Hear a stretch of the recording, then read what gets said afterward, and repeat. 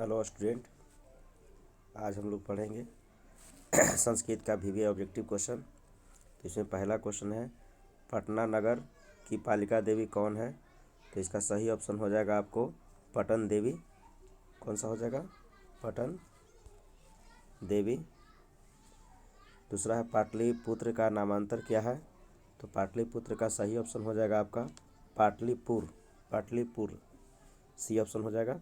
महावीर मंदिर कहाँ स्थित है? महावीर मंदिर जो है आपको पटना में स्थित है। कहाँ में स्थित है? पटना में।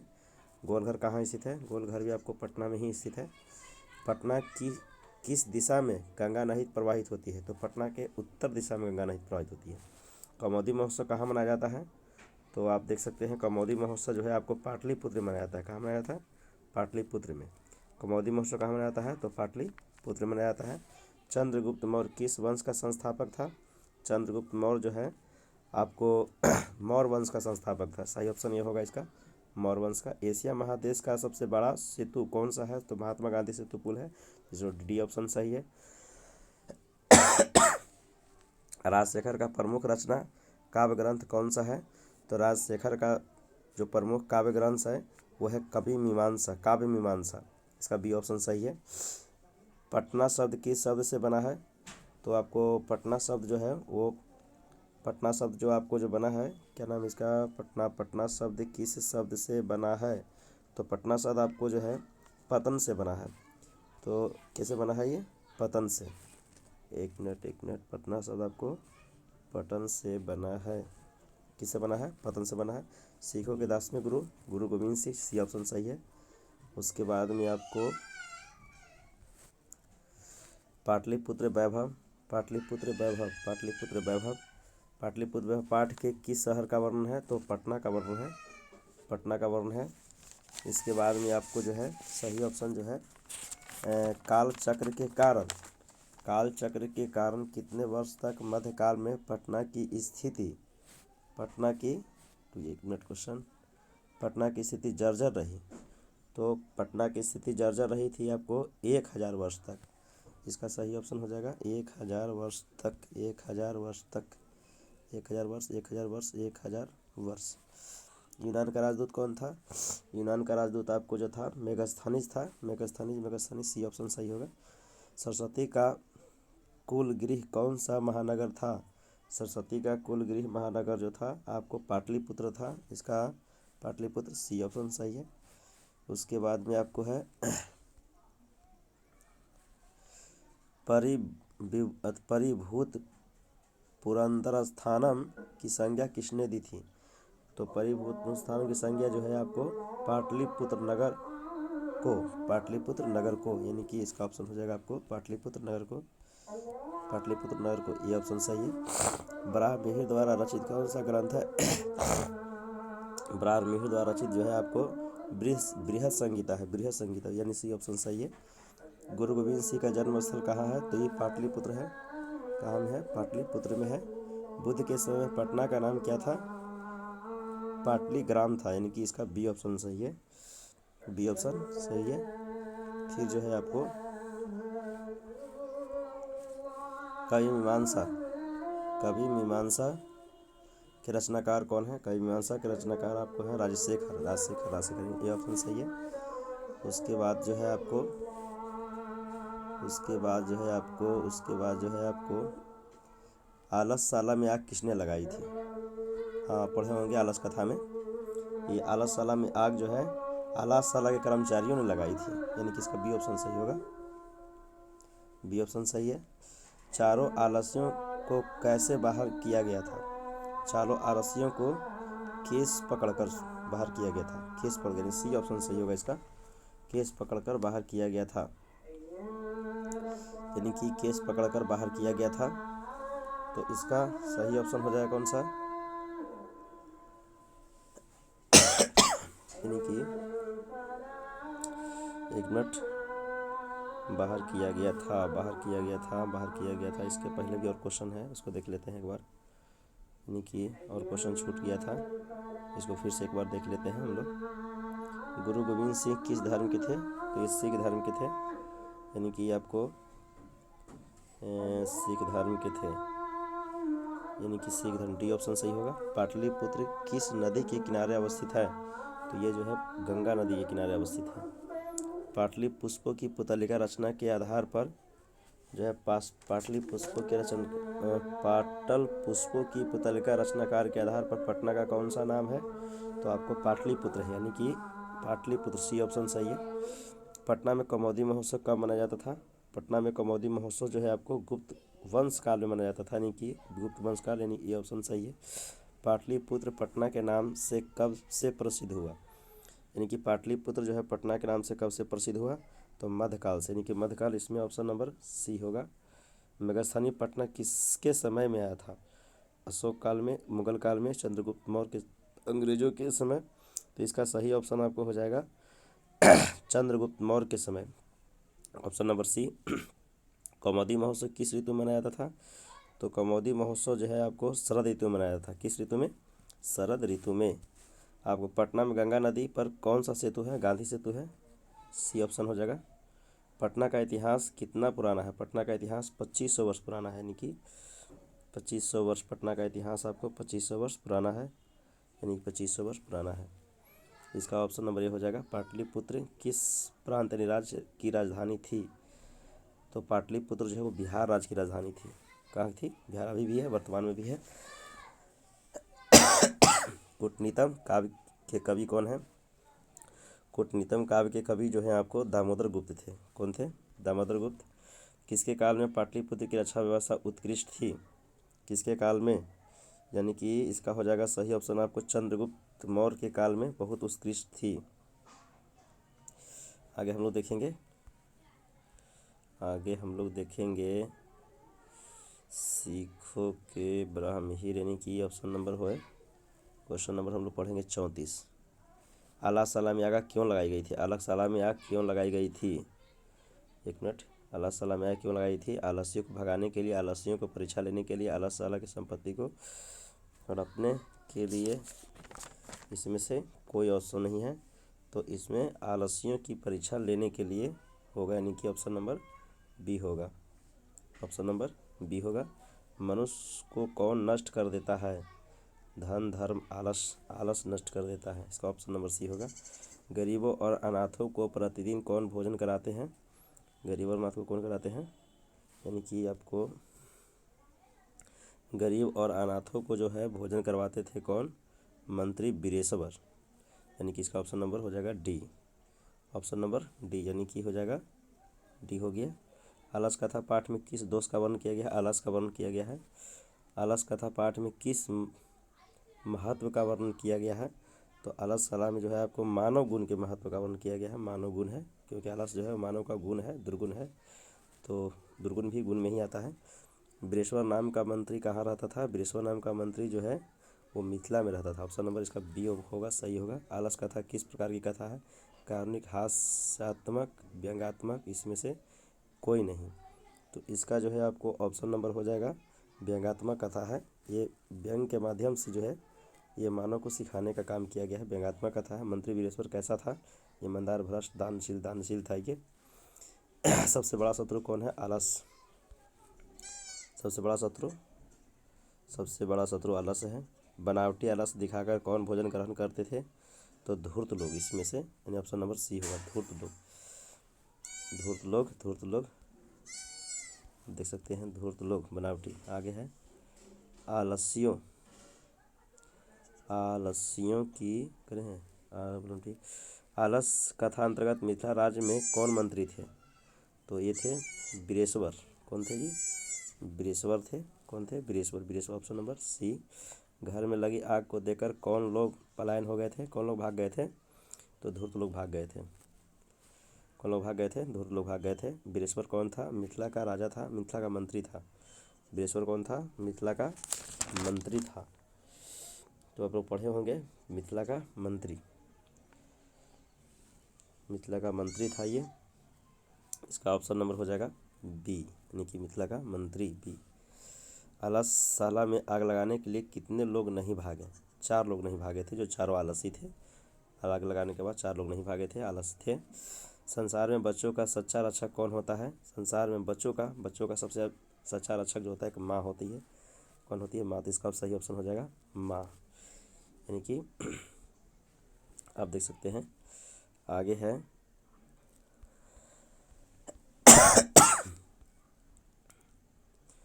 भारतीय संस्कार। भारतीय संस्कार से पहले कौन सा है आपको? अलस कथा है, अलस कथा।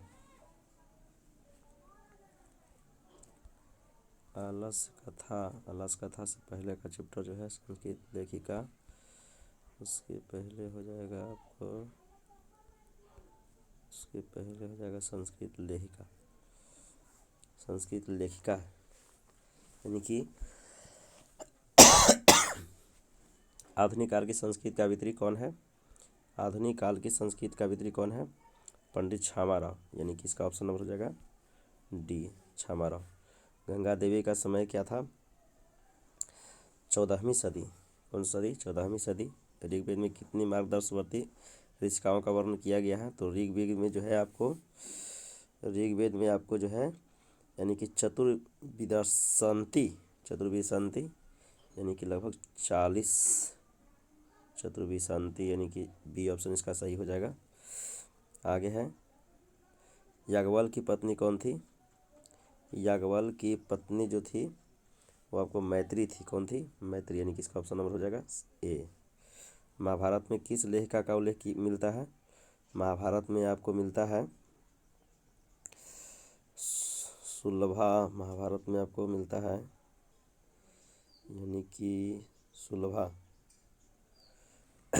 इसका सुलभा जो है यानी कि इसका होगा सुलभा ऑप्शन सही होगा इसका। गार्गी भी होना चाहिए, गार्गी ऑप्शन सही होगा इसका, गार्गी। याज्ञवल्क्य में आत्म तत्व की शिक्षा किसको दी गई थी? याज्ञवल्क्य में आत्म तत्व की शिक्षा किसको दी गई थी? तो इसका सही ऑप्शन होगा मैत्री को। याज्ञवल्क्य ने अपनी पत्नी मैत्री को शिक्षा दी थी आत्म तत्व की। वर्तमान काल की संस्कृत लेखिका कौन है? वर्तमान काल की संस्कृत लेखिका आपको है मिथिलेश कुमार मिश्र, ऑप्शन नंबर सी। अच्युत राय की रानी कौन थी? तिरुवलंबा। अच्युत राय की पत्नी कौन थी? रानी तिरुवलंबा, ऑप्शन नंबर डी हो जाएगा। संस्कृत साहित्य लेखिका पाठ में किस महत्व का वर्णन किया गया है? तो संस्कृत लेखिका में जो है आपको वर्णन किया गया है स्त्री का। किसका किया गया है? स्त्री का वर्णन किया गया है।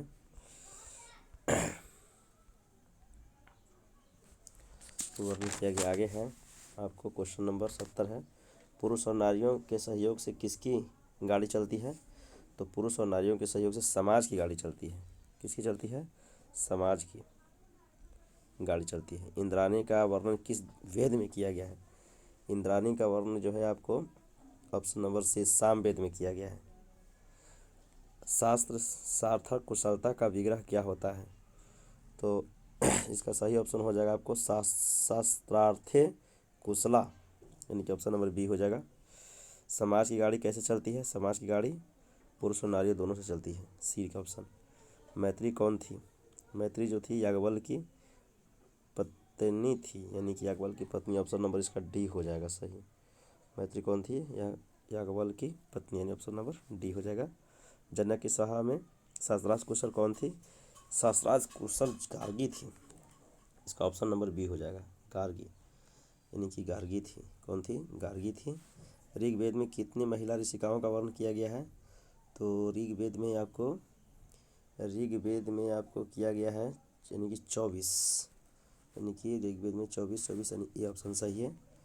शंकर चरितम के रचनाकार कौन है? शंकर चरितम के रचनाकार पंडित छामाराव, वर्णमाला, नव्यांकना, मिथिलेश, यानी कि इसका सही ऑप्शन हो जाएगा आपको पंडित छामाराव, यानी कि पंडित छामाराव, ये ऑप्शन सही है। अर्थवेद में कितने मंत्र दर्शनवती ऋषिकाओं का उल्लेख किया गया है? तो इसका जो हो जाएगा ऑप्शन नंबर आपको 5 ऋषिकाओं का वर्णन किया गया, ऑप्शन नंबर 5 यानी ए हो जाएगा, ए। मीरा लहरी की लेखिका कौन थी? मीरा लहरी की लेखिका जो है आपको पंडित छामाराव थे, यानी कि लेखिका कौन थे? पंडित छामाराव, यानी कि आपको मीरा लहरी की लेखिका पंडित छामाराव, डी ऑप्शन सही है, यानी कि डी डी डी पंडित छामाराव। आगे देख सकते हैं आप लोग, मधुरा विजयम, मधुरा विजयम महाकाव्य की रचना किसने की? मधुरा विजयम महाकाव्य की रचना किसने की? तो मधुरा विजयम महाकाव्य की रचना गंगा देवी की थी, यानी कि ऑप्शन नंबर इसका हो जाएगा गंगा देवी, गंगा देवी, गंगा देवी, ये ऑप्शन सही हो जाएगा। सर्वकुशला सरस्वती किसे कहा है?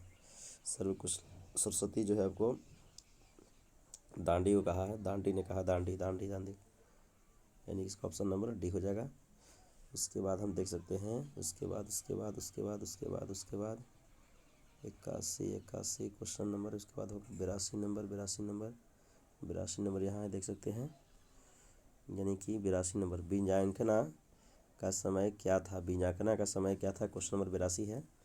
बीजांकना का समय जो है आपको 8वीं सदी था, यानी कि ऑप्शन नंबर ये हो जाएगा। लौकिक संस्कृत साहित्य में लगभग कितनी कवित्रियों के पद मिलते हैं? यानी कि इसका ऑप्शन नंबर हो जाएगा आपको 40, यानी कि डी हो जाएगा।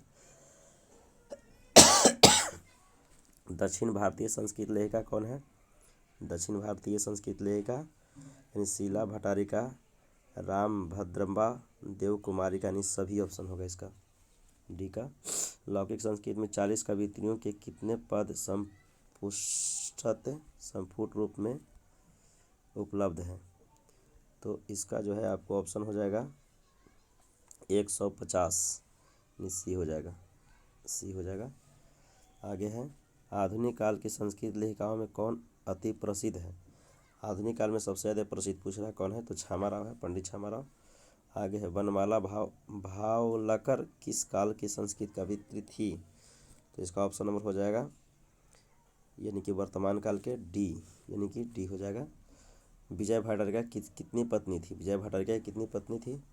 तो विजय भट्टारिका की पत्नी कितनी थी? विजय भट्टारिका किसकी पत्नी थी? विजय भट्टारिका किसकी पत्नी थी? तो इसका जो हो जाएगा आपको, यानी कि चंद्रदित्य की, चंद्रगुप्त की, चंद्रकिशोर यानी चंद्रशेखर, यानी कि चंद्रादित्य की, यानी कि ये ऑप्शन सही हो जाएगा। याज्ञवल्क्य अपनी पत्नी को किसकी शिक्षा दी? याज्ञवल्क्य अपनी पत्नी को किसकी शिक्षा दी थी? तो आत्म तत्व की शिक्षा दी थी, ऑप्शन नंबर डी हो जाएगा। पंडित छामाराव द्वारा रचित सत्याग्रह गीता किसके द्वारा दर्शक प्रभावित किए गए थे? तो पंडित छामाराव द्वारा रचित सत्याग्रह गीता किसके द्वारा प्रभावित किए गए थे? तो किसके द्वारा प्रभावित किए गए थे? महात्मा गांधी, जवाहरलाल नेहरू, रानी लक्ष्मीबाई, इंदिरा गांधी। तो इसमें से महात्मा गांधी का नाम आता है, ऑप्शन नंबर ये है, सही है। कंपन राय की रानी कौन थी? कंपन राय की रानी जो थी आपको गंगा देवी थी। कौन थी? गंगा देवी। वरदाम्बिका परिणय चंपू किसकी रचना है? हाँ, चंपू हम पढ़ा चुके हैं आप लोग को सिलेबस में। चंपू जो है आपको चंपू तिरुलंबा, देवकुमारिका, रामभद्रा, विजयांकना, यानी तिरुलंबा की होगी, तिरुलंबा की। नेक्स्ट 92 के बाद 93 खोजते हैं हम लोग, 93, हाँ 93 के बाद में 93 क्वेश्चन नंबर है जो है भारतीय संस्कारा से लिया गया है। भारतीय संस्कारा से तो देखिएगा, इसमें जो है सही ऑप्शन, यानी कि अंतिम शिक्षा संस्कार का नाम क्या है? अंतिम शिक्षा संस्कार का नाम क्या है? तो उपनयन, अंतिम पूछा, अंतिम में तो आपको जो है अंतिम शिक्षा संस्कार का क्या नाम है? तो समावर्तनम होगा, यानी इसका सही ऑप्शन बी होगा, समावर्तनम। कन्यादान किस संस्कार में होता है? कन्यादान देखिए विवाह संस्कार में होता है जी, कन्यादान विवाह संस्कार में बेटी को कन्यादान किया जाता है। प्राचीन संस्कृति की पहचान किससे होती है? तो धर्म से, धन से, कर्म से, संस्कारों से। तो संस्कार से होगा, ऑप्शन नंबर डी होगा। सीमांतोन्नयन किस प्रकार का संस्कार है? सीमांतोन्नयन जो है जन्म पूर्व संस्कार है। सीमांतोन्नयन जन्म पूर्व संस्कार है। गृहस्थ के कितने संस्कार होते हैं? गृहस्थ जीवन के कितने संस्कार होते हैं? गृहस्थ जीवन के एक ही संस्कार होते हैं, केवल विवाह संस्कार। गृहस्थ जीवन में केवल विवाह आता है, उसके अलावा कोई नहीं आता है। शिक्षा संबंधी कितने संस्कार होते हैं? शिक्षा संबंधी जो है आपको 6 संस्कार होंगे, 6 संस्कार, यानी कि ऑप्शन नंबर इसका होगा डी, शिक्षा संबंधी 6 संस्कार होते हैं। भारतीय संस्कृति की अद्वितीय विशेषता क्या है? तो भारतीय संस्कृति की अद्वितीय विशेषता जो है वो संस्कार होता है। क्या होता है? ऑप्शन नंबर ए, पुष्पयन संस्कार कब होता है? पुष्पयन संस्कार जो है आपको जन्म से पहले होता है, यानी कि जन्म से पहले जन्म से पहले, सी ऑप्शन। आगे आप देख सकते हैं, गोदान किस संस्कार का मुख्य कर्म है? गोदान किस संस्कार का मुख्य कर्म है? तो इसका केशान संस्कार का है, ऑप्शन नंबर सी होगा, सी ऑप्शन। साहित्य ग्रंथों के केशान संस्कार का नामांतर किया है, तो इसका ऑप्शन नंबर हो जाएगा गोदान। क्या है जी? गोदान, टी ऑप्शन होगा। चरित्र का निर्माण किससे होता है? संस्कार से होता है। चरित्र का निर्माण किससे होता है? संस्कार से होता है, यानी कि ऑप्शन नंबर इसका ए हो जाएगा, ए, संस्कार से। पानी ग्रहण किस संस्कार से होता है? पानी ग्रहण किस संस्कार से होता है? तो इसका सही ऑप्शन हो जाएगा आपको पानी ग्रहण, यानी कि आपको विवाह संस्कार से होता है। विवाह में पानी ग्रहण किया जाता है, पानी ग्रहण विवाह संस्कार में होता है। उसके बाद आते हैं हम लोग 104 के बाद 5 खोजते हैं, ऑप्शन नंबर 5, क्वेश्चन नंबर। अंत्येष्टि संस्कार कब होता है? अंत्येष्टि मरने के बाद होता है जी, अंत में। अंत्येष्टि संस्कार आपको होता है 5 में, यानी कि आपको question number option number A होगा। जन्म पूर्व संस्कार कितने होते हैं? जन्म से पूर्व संस्कार जो है आप लोगों को पढ़ाए हैं, जन्म से पूर्व संस्कार जो है 3 होते हैं,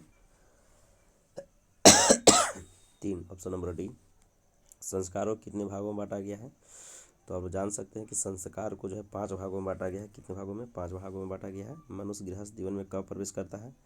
मनुष्य गृहस्थ जीवन में कब प्रवेश करता है? मनुष्य गृहस्थ जीवन में कब? विवाह संस्कार के पूर्व, विवाह उपनयन संस्कार के बाद, क्षौर कर्म के बाद, विवाह संस्कार के साथ। तो इसका विवाह संस्कार के साथ जो है वो गृहस्थ जीवन में प्रवेश कर जाता है। भारतीय जीवन में किस काल के संस्कारों के महत्व चला आ रहा है जी? तो इसमें से आपको जो है प्राचीन काल से चला रहा है, यानी कि ऑप्शन नंबर सी हो जाएगा, जीवन। एक मिनट रुकिएगा, एक मिनट। तो हम लोग उसको जूम कर देते हैं। क्वेश्चन नंबर इसका है, क्वेश्चन नंबर आपको, क्वेश्चन नंबर है, जीवन के सभी मुख्य अवसरों को पर किनका आशीर्वाद अपेक्षित था? तो वरिष्ठों का होता है जी, वरिष्ठों का, यानी option number D, option number D, वरिष्ठों का। प्राचीन काल में शिष्य को क्या कहते हैं? प्राचीन काल में शिष्य को जो है वो ब्रह्मचारी कहा जाता था, यानी ऑप्शन नंबर बी होगा, ब्रह्मचारी कहते थे। विवाह संस्कार के अंतर्गत क्या नहीं आता है? गोदान, वाग्दान, कन्यादान, सिंदूरदान। तो विवाह संस्कार के अंतर्गत जो है गोदान नहीं आता है, गोदान नहीं आता है। मरने के बाद कितने संस्कार होते हैं? देखिए, मरने के बाद एक ही संस्कार होते हैं जी। नामकरण किस संस्कार के अंतर्गत आता है? नामकरण, ये जो है आपको नामकरण जो है वो आपको आता है शैशव, शैशव। बच्चा जब जन्म लेता है तब उसका नाम रखा जाता है, यानी कि शैशव संस्कार के अंतर्गत आएगा। अक्षर आराम करना, ये तो भाई आप जान रहे हैं, शिक्षा संस्कार के अंतर्गत आएगा। भारतीयों में संस्कार में किसका निर्माण होता है? भारतीयों में संस्कार में किसका निर्माण होता है? तो इसका सही ऑप्शन हो जाएगा आपको, भारतीय में संस्कार में किसका निर्माण होता है? सही सुन, व्यक्तित्व, करुणा, मानवता। तो आपको इसका सही ऑप्शन हो जाएगा व्यक्तित्व का, यानी कि ऑप्शन नंबर आपको, देखिए ऑप्शन नंबर आपको बी मिल जाता है। कौन शब्द सीमित व्यंग के रूप में व्यवहार होता है? तो आपको कौन शब्द, यानी कि विकारी, अविकारी, संस्कार। तो इसका सही ऑप्शन हो जाएगा संस्कार। वेद की पढ़ाई शुरू करना किस संस्कार के अंतर्गत आता है? वेद की पढ़ाई शुरू करना किस संस्कार के अंतर्गत? शिक्षा संस्कार के अंतर्गत आता है। चलिए 118 के बाद आते हैं 119 क्वेश्चन, 119 क्वेश्चन, 119 क्वेश्चन, यानी कि सिंदूरदान। सिंदूरदान किस संस्कार के अंतर्गत आता है? सिंदूरदान यानी कि विवाह संस्कार के अंतर्गत आता है, इसका सही ऑप्शन हो जाएगा जी, विवाह। गर्भधारण करना किस संस्कार के अंतर्गत आता है? तो गर्भधारण करना जो है जन्म से पूर्व संस्कार आता है, जन्म से पूर्व, यानी कि इसका सही ऑप्शन हो जाएगा ए, सही ऑप्शन ए हो जाएगा। मरने के बाद कौन सा संस्कार संपन्न होता है? मरने के बाद कौन सा संस्कार संपन्न होता है? तो अंत्येष्टि संस्कार, ऑप्शन नंबर बी हो जाएगा। भारतीय संस्कृति का परिचय किससे मिलती है? भारतीय संस्कृति की परिचय जो है आपको संस्कृत से, ज्ञान, संस्कारों से। इसका सही ऑप्शन हो जाएगा आपको संस्कारों से, सी ऑप्शन। संस्कारों का मौलिक अर्थ क्या होता है? संस्कार का मौलिक अर्थ जो है आपको दोष दूर दिया हो जाएगा, दोष दूर होते हैं तथा गुणों का निर्माण होता है। अवगुण दूर हो जाता है, गुण का निर्माण होता है, यही संस्कार का सही अर्थ होता है। सहसावस्था के संस्कार कितने होते हैं, यानी कि सहसावस्था के संस्कार जो है आपको 6 होते हैं। शिशुअवस्था में 6 संस्कार। भारतीय संस्कृति में कितने संस्कार होते हैं, भारतीय संस्कृति में कुल 16 संस्कार होते हैं। सप्तपदी क्रिया किस संस्कार में संपन्न होती है, देखिए सप्तपदी विवाह संस्कार में होगा। 7 बार कसम खिलाया जाता है, 7 गो कसम खिलाया जाता है विवाह में, 7 वचन दिलाए जाते हैं विवाह संस्कार में। वांगदान किस संस्कार में होता है, वांगदान किस संस्कार में होता है, विवाह संस्कार में होता है जी, विवाह संस्कार में होता है। आगे हम लोग पढ़ेंगे करमवीर कथा है। भिखनटोला गांव कहाँ है, भिखनटोला गांव कहाँ है जी, भिखनटोला गांव जो है आपको बिहार में पड़ता है, बिहार में। भिखनटोला कहाँ है, बिहार में, यानी कि ऑप्शन नंबर इसका हो जाएगा बिहार में, बी हो जाएगा। रामप्रवेश रामा उच्च विद्यालय स्नातक में स्थान प्राप्त किए थे, भाई प्रथम स्तर से ना पहला स्थान प्राप्त किए थे।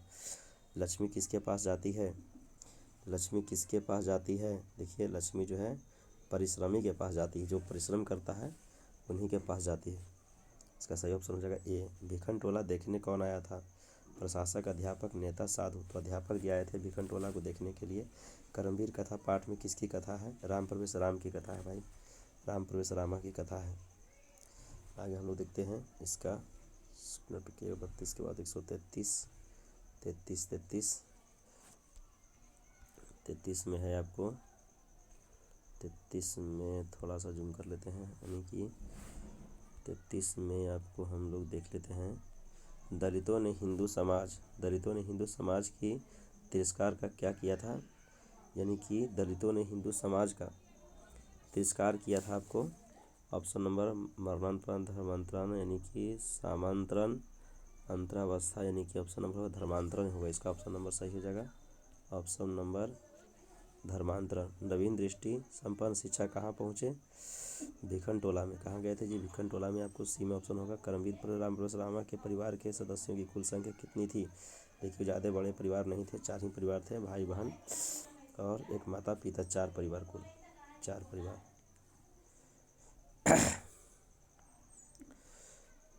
अधोगिनम पुरुष सिंह पुपैती लक्ष्मी यह किस युक्ति पाठ से संकलित है, यानी करमवीर कथा से संकलित है जी, करमवीर कथा से। उद्योग पुरुष के पास कौन आ जाता है, औद्योगिक पुरुष के पास जो है आपको लक्ष्मी आता है। कौन आता है जी, लक्ष्मी आता है। जो मेहनत करता है उसी के पास लक्ष्मी जाता है, धन दौलत जाता है, पैसा जाता है। परिश्रमी पुरुष कौन वर्ण करती है, परिश्रमी पुरुष जो है आपको लक्ष्मी वर्ण करती है।